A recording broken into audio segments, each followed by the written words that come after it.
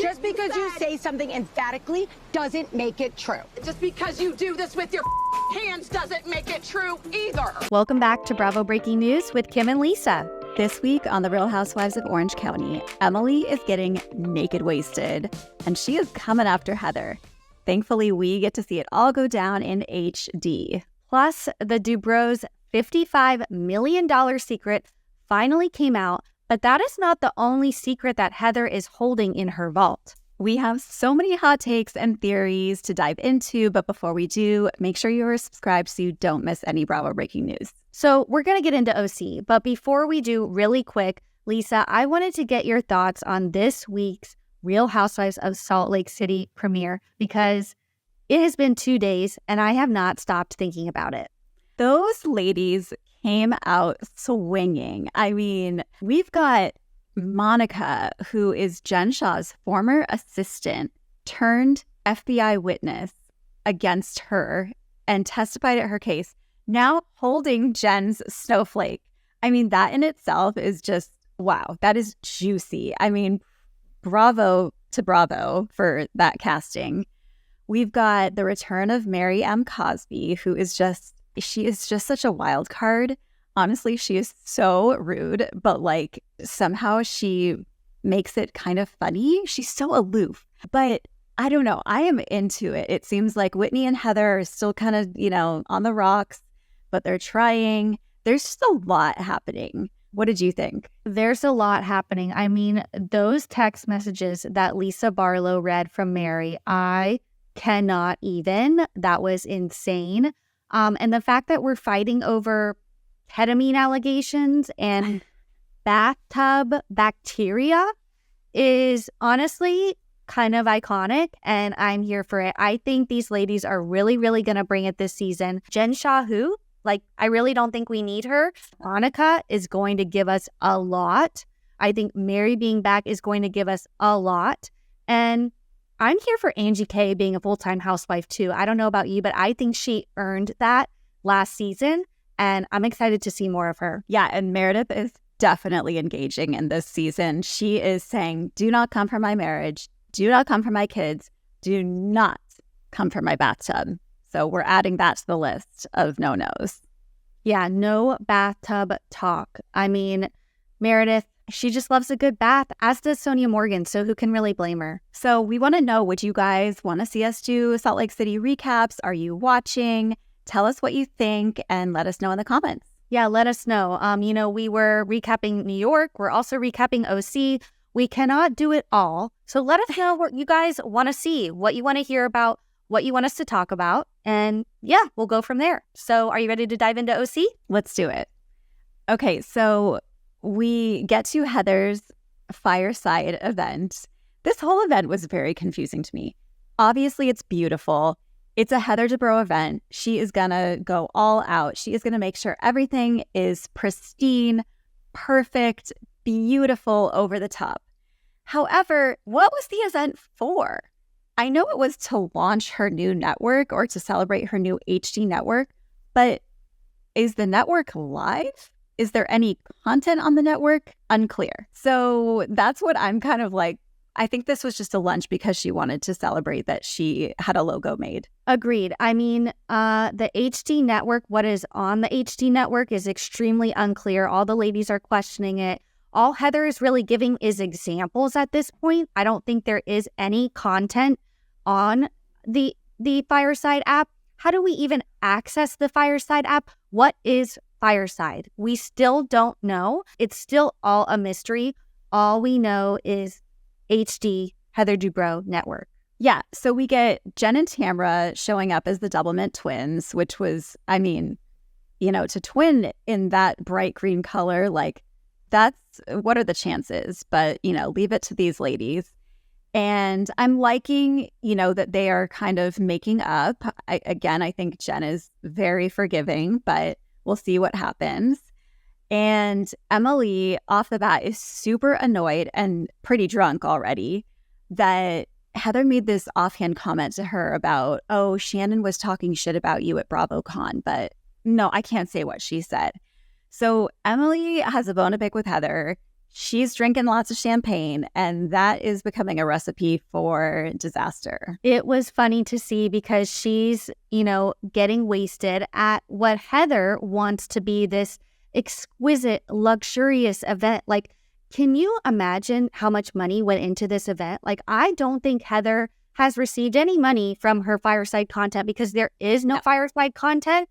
So she has gone completely over the top with this event. There are literally HDs everywhere. The back of the chairs, the signage, the menu, every plate of food had an HD on it. Like, the ladies were right. It's a lot. It's too much. The cloches, Emily being like, is there a bird in here? Like, what is going on? Like, this is like a wedding. This is like so over the top. I can't even. And it was all for like maybe 20 people. Like, there wasn't even that many people there. It wasn't like an epic party. No Mark Cuban in sight. I think it was a little much. Yeah, I was with Gina. I would go hoping to get a glimpse of Mark Cuban, but nope, no appearance. And agree, it looked like apart from the OC cast, there was maybe 10 or 15 other people. So this was quite an undertaking to throw this type of event for such a small group. I just found it a little odd. But you know what?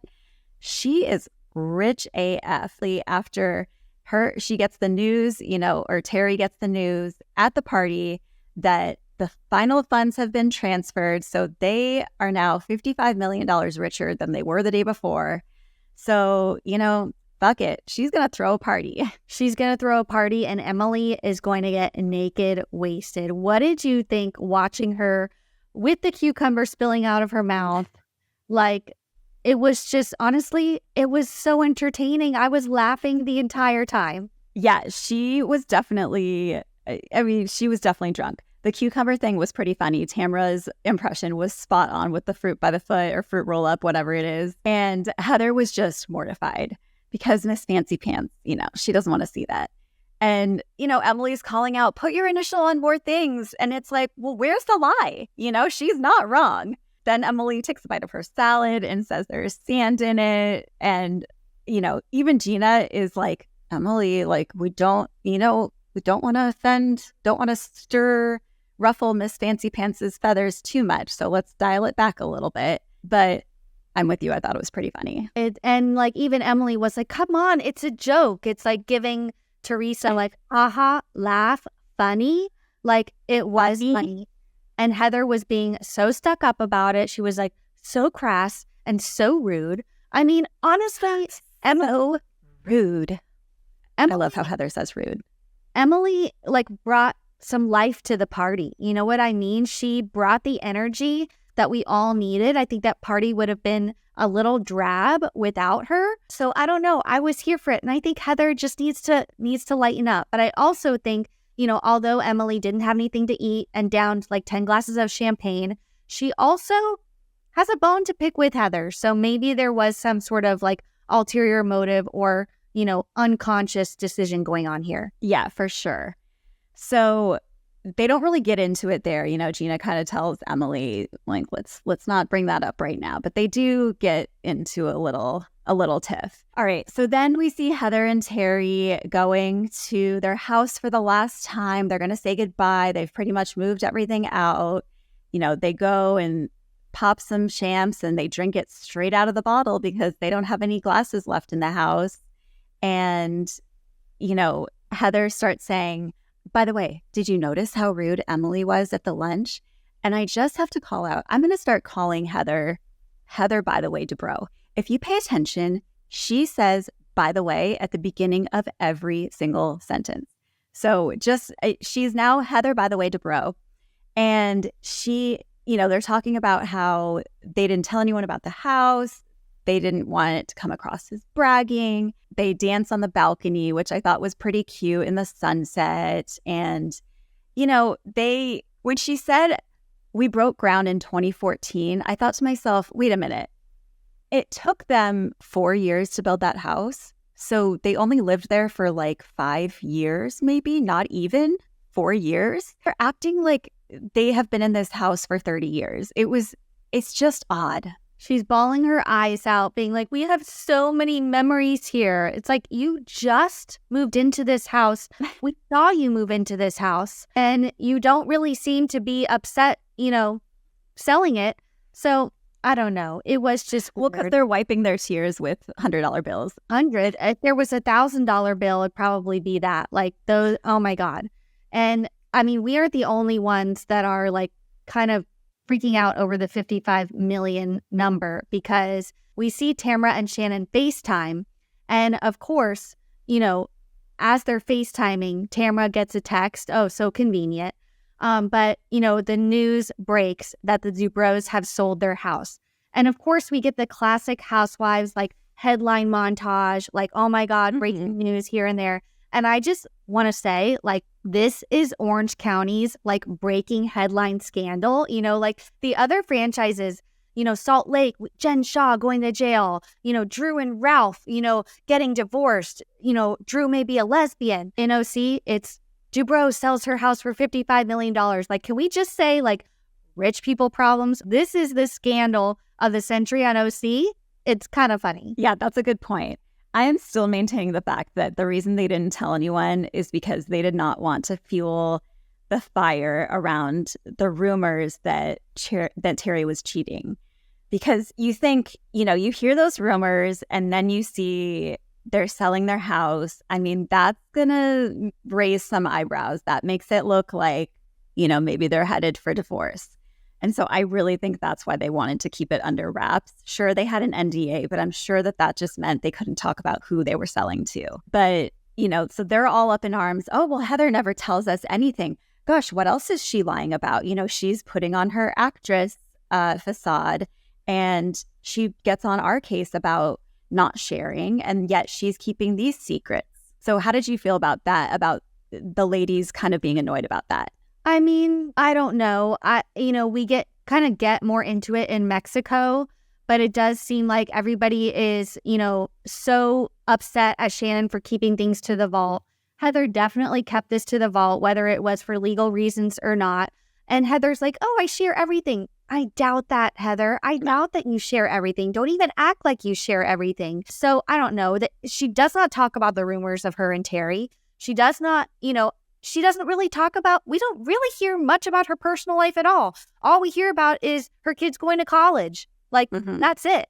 So I have a feeling that Heather does have secrets and does lie about a lot of things, honestly. I think she's very particular about what she wants to share and what she doesn't. And she wants to maintain this, perfect looking lifestyle and perfect looking life.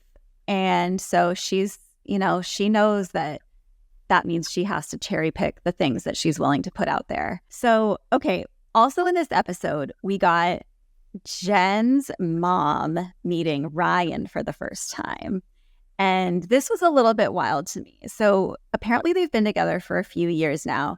Jen's never introduced Ryan to her mom, who is her best friend, because they didn't really want to meet him. They come from a family where divorce was not something that you did. And it seems like they're still very hung up on Jen's ex, Will, I think his name is. And so, she said, I didn't want to introduce them, but now the time is right. And I'm like, okay, I mean, they're older, so whatever. It's not like they need their parents' approval to be together. But I'm just like, Jen, I just really want her to like make good decisions. And if she's happy with this guy, fine, live your life together until it doesn't work.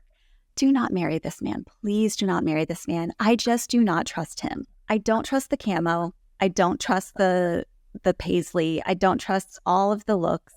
And I don't trust the history of infidelity, which he gets into right off the bat with the mom. And so, and I kind of respect that he just kind of came out and said and owned it, but it's a lot.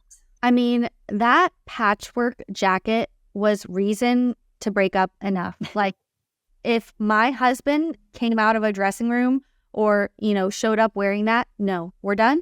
That's it. I cannot be seen with you. But yeah, there are red flags all over. Yes, he's open and honest about it, but that doesn't really make it better. I don't know. I think, he's cheated in the past. He's lied about it.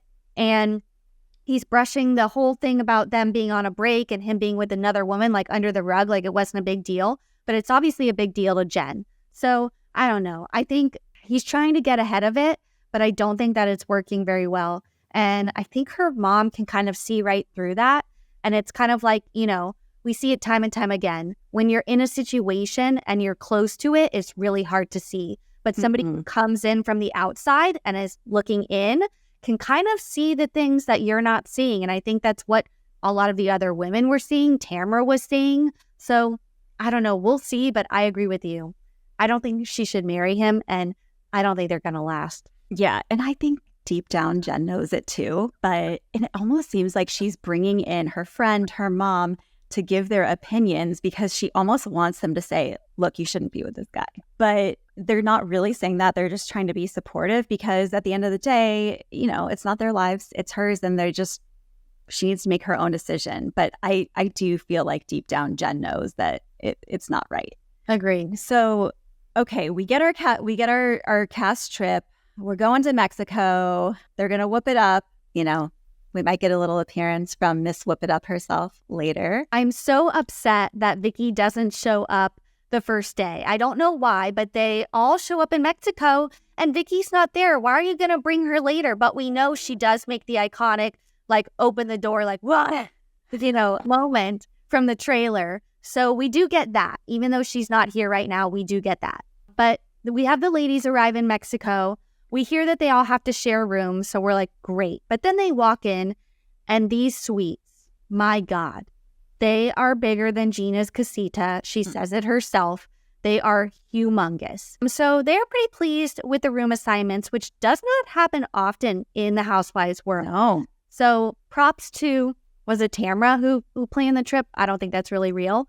But props to Bravo, I guess, for, getting these suites. But of course, they have to address the elephant in the room, which is the sale of the house. All the headlines came out, and Heather has still not talked about it with any of them. And she kind of says she feels like she couldn't share it because she didn't want it to get out in the press and she had an NDA. And of course, I mentioned Shannon's well, other people are criticized for not bringing up things about their personal lives. So pretty much this whole dinner when they get to Mexico is a Heather Dubrow attack. And honestly, I can't believe that they held it in that long. I mean, they were on a plane together. They were in a bus together. They, got to the hotel together and no one brought it up. I mean, that's some self-control right there. But again, we end the episode at a sit-down meal and, drama ensues. I did kind of love when Heather just said, Emily, you were being a dick at my event. I thought that was very un-Heather, and so it kind of made me happy. But, Gina and Tamara and Shannon can't help but laugh at this argument going on between Heather and Emily.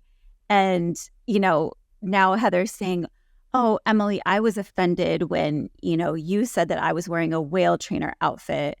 Oh, come on, Miss, by the way, Dubrow. You were not offended. No one cared. It was just being funny. And you probably would have said the same thing if it was someone else wearing that.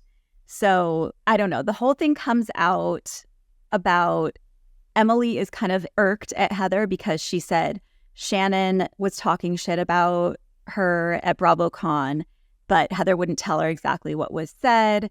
And then we get Gina in her confessional saying, I actually thought Heather said it was Tamara talking shit, not Shannon. But I did have a blow dryer going, so maybe I misheard. But it's okay, so maybe she doesn't even have her facts straight when Emily's making this accusation. No, it is very interesting that this whole thing kind of got twisted and construed, that Emily thinks it's Shannon, but now Gina says it's Tamara. And I don't know what to believe. But I'm living for this feud between Heather and Emily, and I am firmly seated on Emily's side. I think that Heather is being obnoxious. I used to love Heather Dubrow. She used to be my favorite OC housewife of all time. But she has come across a little bit bad this season, in my opinion, just not taking accountability for the Shannon things, kind of blaming it on everybody else. And Emily really seems like the only one that's gonna call her out on it. And, not sharing the sale of the house, not, dropping this bomb about BravoCon, but not saying what was said. It's like she's doing the Shannon thing all over again. She is trying to stir the pot, create drama, but like light the fire and walk away. You know what I mean? Like she's like, oh, somebody was talking shit about you, but I'm not going to tell you what they said. Ha ha ha. It's like, Heather, you're not being real. You're not being authentic. You are just going around and sprinkling these little things and not owning up to any of them. And Emily sees right through it. Yeah, totally. You're exactly right. She is doing exactly what she did with Shannon. She's going to talk about it with other people, but then she'll be able to say, she won't reveal too much. She'll reveal just enough. And then she'll be able to say, no, it wasn't me. I never actually revealed anything. It's these ladies that are going on and talking about what actually happened. So this is her MO this season, and Emily's calling her out on it. And I'm with you. I'm here for it. Yeah, I love it, but I don't like how Heather is acting one bit. We end with like a to be continued. So next week, we're going to pick right back up where we left off at that dinner table. And I am interested to see where this goes, whose side people are going to take, whether Tamara's going to come out and talk about, what was said at BravoCon. I don't know what's going to happen. I don't know, but we're going to get a Vicky appearance in Mexico. And that those are always the best, like, Vicky moments. So tune in next week. We cannot wait to talk more about this, and we will see you guys soon. Thanks for tuning in. We'll see you next time. Bye.